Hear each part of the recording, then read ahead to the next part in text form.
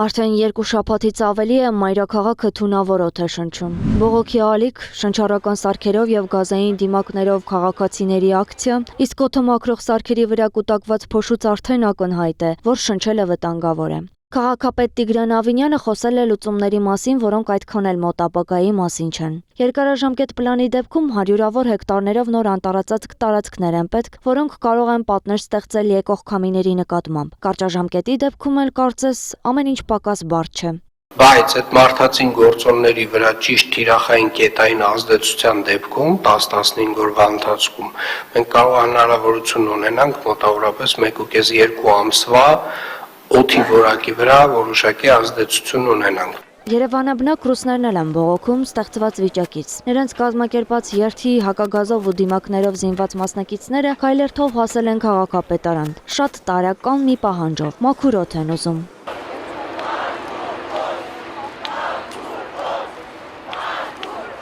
Երևանի քաղաքապետարանի աշխատակազմի բնապահպանության վարչության պետ Սիրարփի Հայկազյանը հանգիստ է վերաբերվում քաղաքապետարանի դիմաց տեղի ունեցած բողոքի ակցիային։ Հանրությունը քաղաքացիները իրավասու են բարձրացնել իրենց անհանգստացնող ցանկացած պահանջ եւ իրազեկում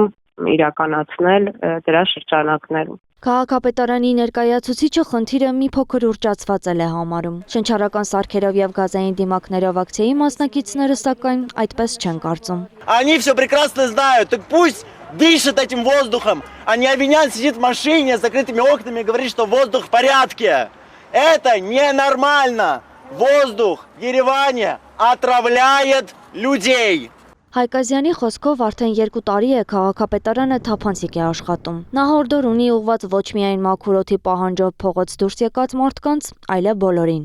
Այն մարդկանց, ովքեր դուրս էին եկել ցույցին, օրինակ, իրենց նույնպես եւ մնացած բոլորին պիտի հորդորեն, որ իրենց շրջապատում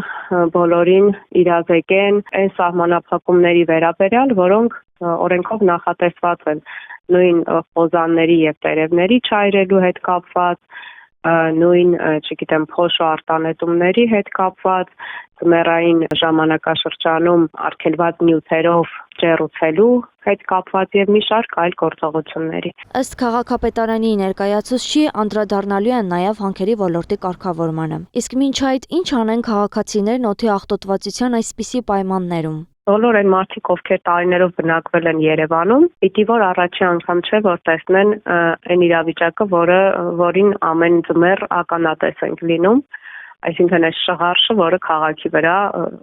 կախված է։ Իսկ երեկվա բողոքի ակցիայի կազմակերպիչ ազգությամբ Ռուս Ալեքսեյը գոհ է իրենց նախաձեռնությունից։ Да, в целом акция прошла успешно. Мы считаем, что Կարծում ենք, որ առնվազն բավականին մեծ թվով մարդկանց ուշադրություն գրավեցինք փողոցներում այս խնդրի հետ կապված։ Մենք տեսանք, որ կան որոշակի քանակի մարդիկ, որոնք պատրաստ են հավաքվել, պատրաստ են այդ խնդրի համար փողոց դուրս գալ։ Կարծում ենք, որ այսքանից հետո արդեն հնարավոր է ստեղծել նմանատիպ ավելի ակտիվ խմբեր եւ նրանց հետ ավելի կոնկրետացված աշխատել բազմաթիվ այլ խնդիրների լուծման համար։